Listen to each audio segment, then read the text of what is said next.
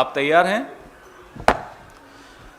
सबसे पहले एक छोटा सा वीडियो जो इस पे नहीं, अब इस पे चला रहे हैं, इसका ऑडियो भी आपको आ जाएगा क्लियर। उसके बाद मैं अपनी प्रेस वार्ता शुरू करता हूं, क्योंकि ये एक परिप्रेक्ष्य है इस प्रेस वार्ता का। तो basically, look, I think the issues are there is the issues of talks as well as this bridge. On the talks part of it, I think we've been pretty clear, and I think we've been saying the same thing repeatedly. We have had various rounds of conversations, the Chinese side at different levels, diplomatic and military side. We also, as you're aware, Foreign Minister Wang Yi was here in March this year, and EM conveyed our expectations to him. As EM had said then, and I remember him talking to the media subsequently, the frictions and tensions that arise from China's deployments since April 2020 cannot be reconciled with a normal relationship between two neighbors. So we will continue to remain engaged with the Chinese side, both at the diplomatic and military levels, to ensure that the directions given by the two ministers are implemented fully. And of course, if there is any further update, we will share with you. So that's on the talks part of it. We have seen media reports and other reports on the so-called bridge, or I don't know if it's another, somebody said second bridge, or if it's an expansion or widening of the current bridge. Look, probably, and the area that is referred to is, of course, we've always felt this was occupied, and we have had our for decades. जो शब्द जिससे आपको भी और प्रत्येक भारतवासी को पीड़ा होनी चाहिए और चिंता होनी चाहिए, वो शब्द, और देखिए कूटनीति में शब्दों का सबसे महत्वपूर्ण योगदान होता है। भूमिका ही भाषा की होती है कूटनीति में। The most important role in diplomacy is that of language. और हमारे विदेश मंत्रालय के स्पोक्सपर्सन ने कल क्या शब्द इस्तेमाल किए? इट इज फेल्ट कि चीन का कब्जा है उस जगह पर।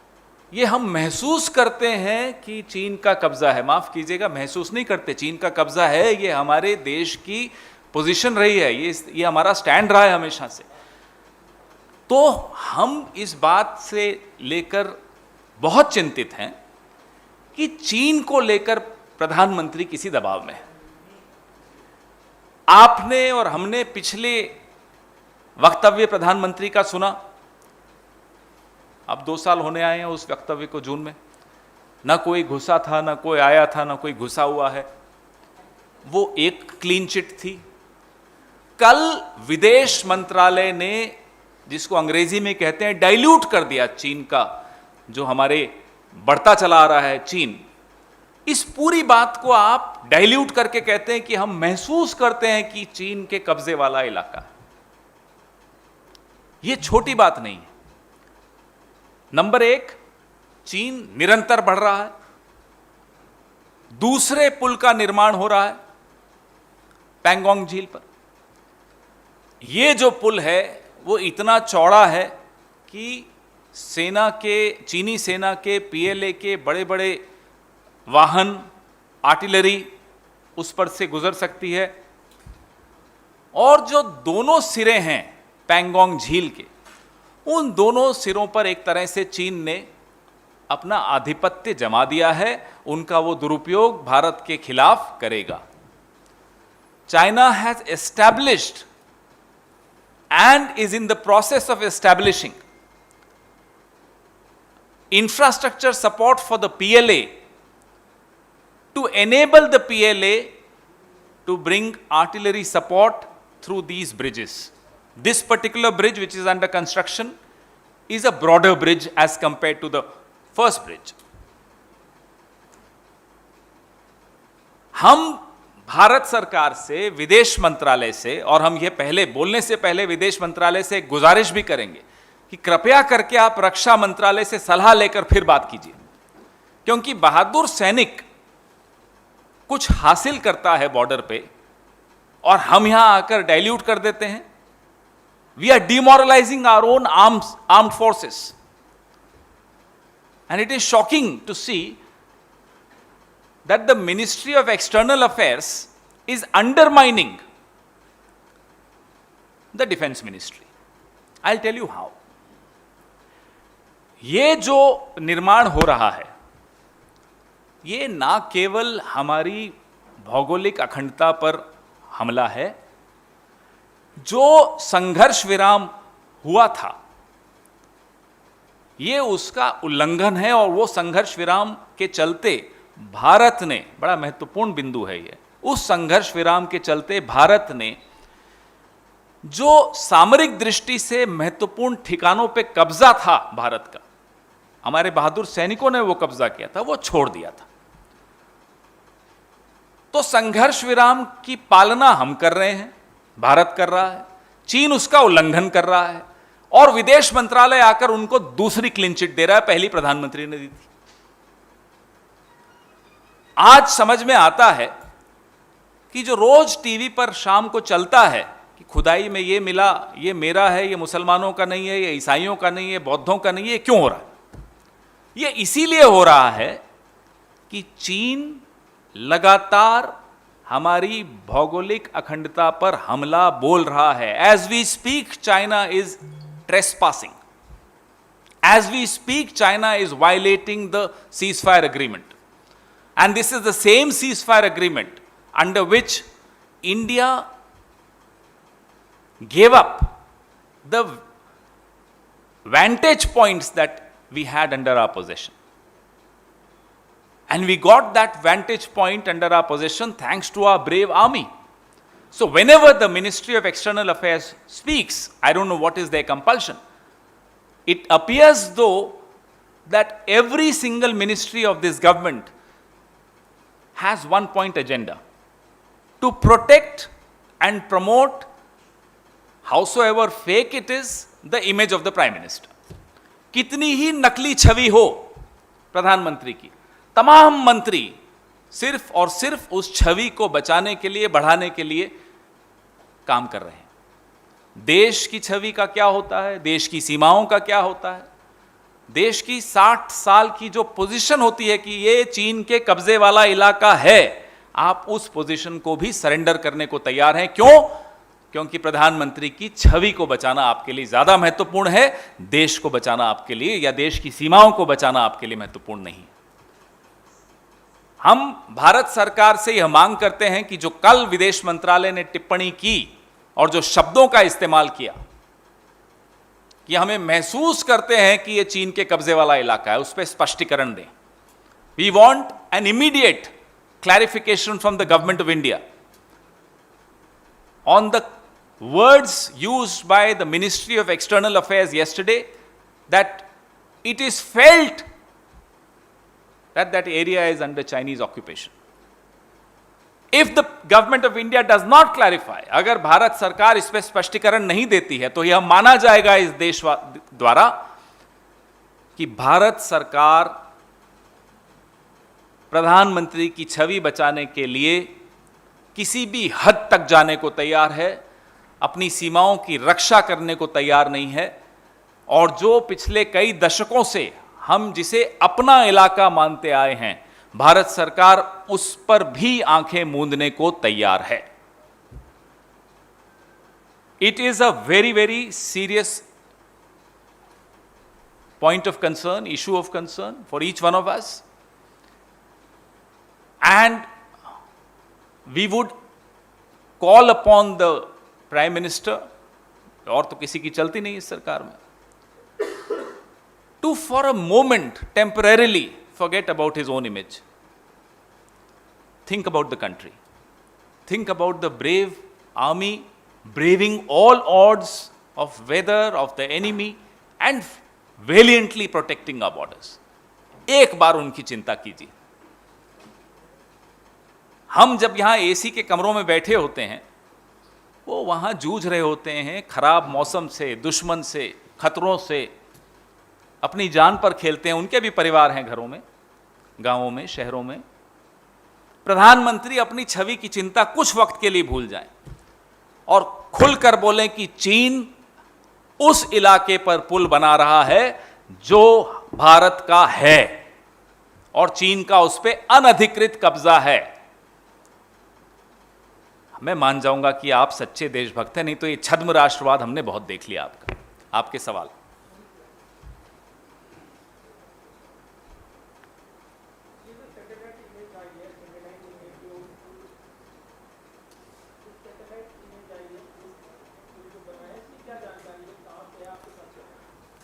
जो दोनों एंड्स हैं लेक के, उन दोनों पर से एक एक पुल आ रहा है। पहला पुल इतना चौड़ा नहीं था, दूसरा पुल इतना चौड़ा है कि सैन्य उपकरण, आर्टिलरी डिवीजन, यह सब उस पर से आ सकते हैं। और पूर्वी लद्दाख में जिस तरह से, जिन स्थानों पर, जिन पॉइंट्स पर चाइना अपने उपकरण लगा रहा है, अपना इंफ्रास्ट्रक्चर बना रहा है, उसके बाद जो एडवांटेज हमें मिलता था वो एडवांटेज हम खो चुके होते हैं। जो सामरिक दृष्टि से भारत को एडवांटेज मिल सकता था, अब ऐसी कोई हाइट नहीं है वहां जहां हम रुक कर, हमारी सेना ठहर कर मुकाबला वहां कर पाए, क्योंकि जो स्ट्रेटेजिक पॉइंट्स हैं वहां चीन अपना काम करता चला गया। जब मोदी जी अपनी छवि निखार रहे थे तब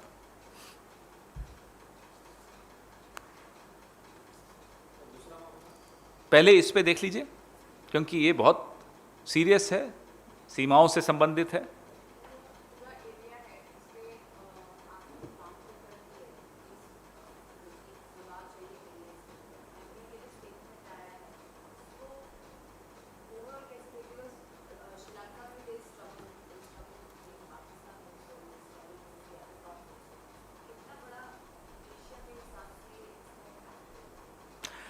ये आपको कई बार हम उदाहरण देते हैं, और जब ये उदाहरण देते हैं तो कोई खुशी नहीं होती मन में, दुख होता है। दुख क्यों होता है कि विदेश नीति, पहले भी सरकारें, गैर कांग्रेस की सरकारें आई थी, विदेश नीति से कोई खास छेड़छाड़ कोई नहीं करता।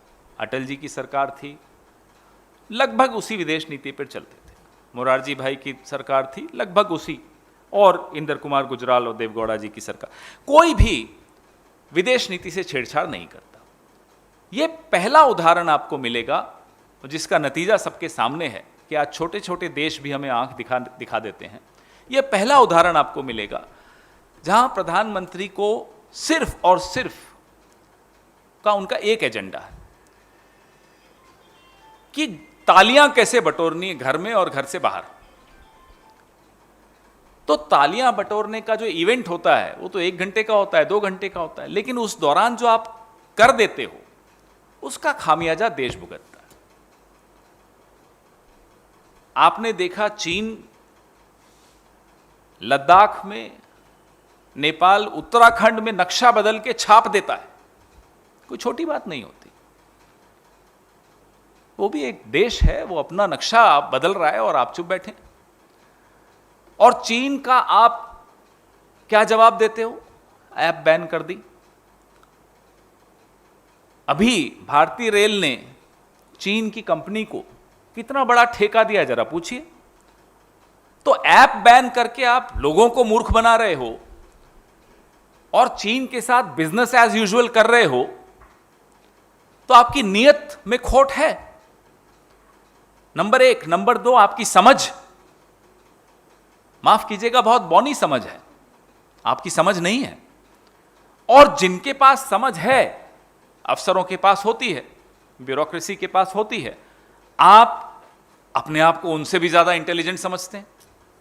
आप अपने मंत्रिमंडल में सबसे ज्यादा अपने आप को इंटेलिजेंट समझते हैं। तो जो आदमी इस गलतफहमी का शिकार होता है कि मेरे अलावा और किसी को कुछ नहीं मालूम, वो ऐसी गलतियां करता है। उस आदमी का नाम है Narendra Modi.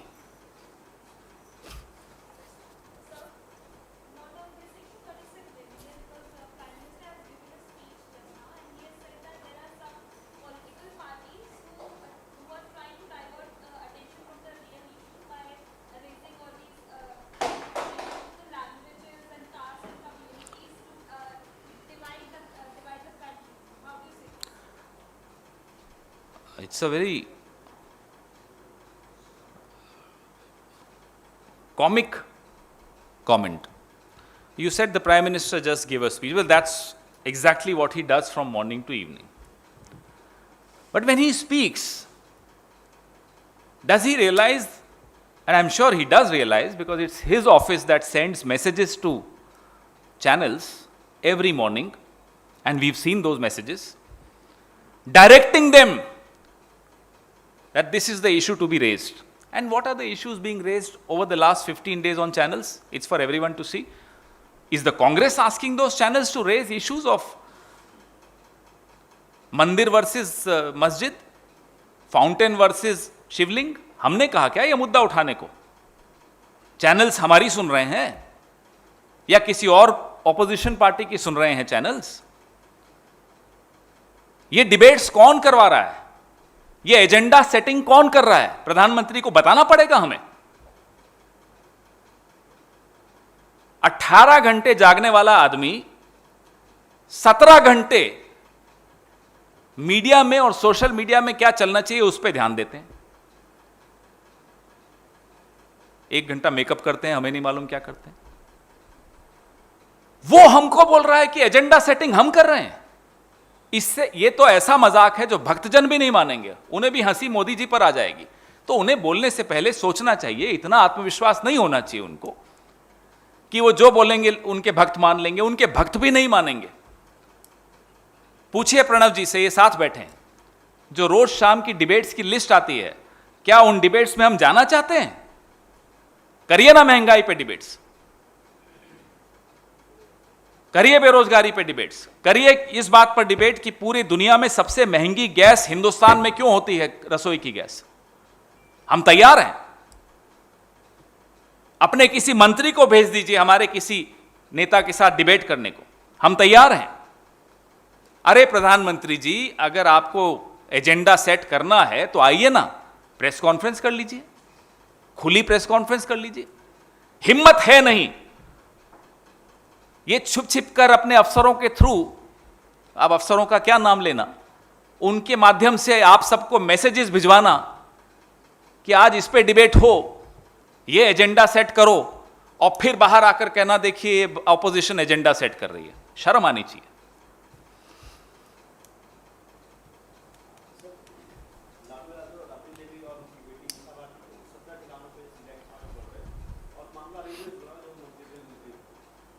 But how much creativity can you expect from Mr. Modi? भाई उनका भी तो क्रिएटिविटी सूख गई ना, अब खत्म हो गई। तो अब वही पुराने ढर्रे की बार बार चलाते रहते हैं। Nobody is surprised with these raids. These raids are a way of distracting attention from the failures of this government.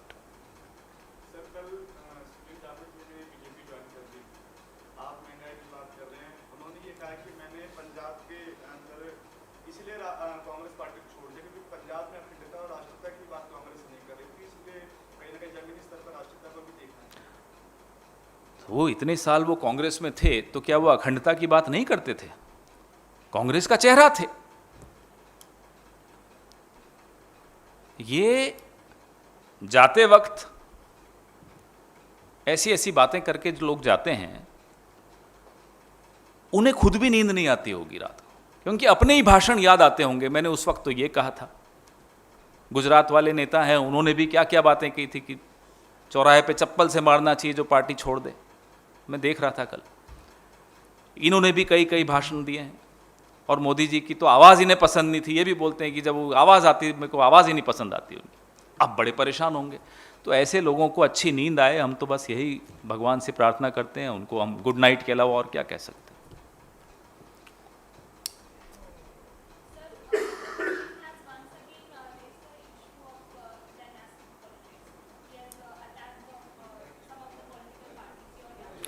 I don't know why is he attacking Jyotiraditya Scindia or Anurag Thakur. There is something going on, I understand that. But why should he publicly attack Scindia ji and Anurag Thakur is something which the country would like to know. Or Rajnath ji's son, Pankaj Singh, and there are several, there are 45 dynasts there roughly. अब उनको करना है कुछ सुधार तो कर लें, हटा दें उनको। बनाना भी है, फिर उनको तंग भी करना है, उनके खिलाफ टिप्पणियां भी देनी है। वो कंधा किसी और का इस्तेमाल करते हैं, निशाना कोई और होता है। हो सकता है जय शाह निशाने पर हो आजकल, बीसीसीआई के अध्यक्ष हैं, कुछ हैं वो। Anything else? आप लोग यहां तो हंस देते हो, फिर चलाते नहीं हो। मैं कोई ये बड़ी शिकायत है आपसे। और मैं जानबूझ के नाम ऐसे लेता हूं, फिर मैं देखता हूं जाकर कि आप लोग चलाएंगे या नहीं। जय शाह का नाम तो मैं जब भी लिया है आपने नहीं चलाया, पता नहीं क्या डर है आप लोगों को। सिद्धू जी ने एक ट्वीट किया है, कानून अपने रास्ते पे चलता है, जो रिलीफ उनको कानून से मिल पाएगी वो जो भी वो कर पाएंगे वो करेंगे। वकीलों से वो सलाह ले रहे हैं। जहां कानून की बात आती है वहां राजनीतिक टिप्पणी करना उचित नहीं होगा।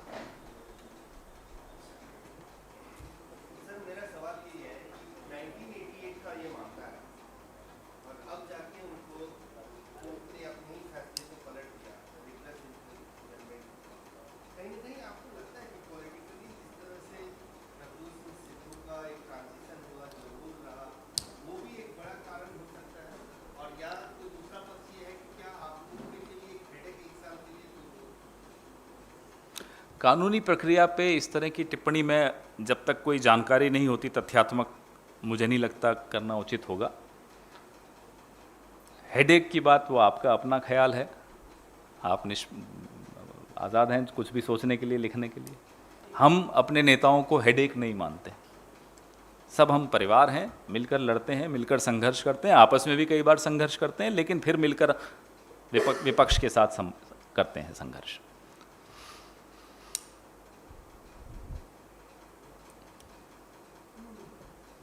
कुछ और जय शाह पे या किसी पे कुछ सवाल किसी को पूछना हो, सिंधिया जी पे, जय शाह पे, अनुराग ठाकुर पे, मैं बैठा हूँ, बताइए। कांग्रेस पे तो आप पूछते ही रहते हैं।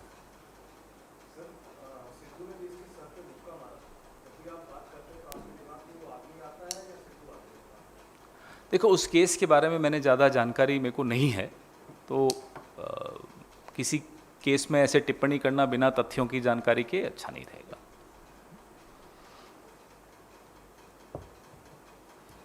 धन्यवाद।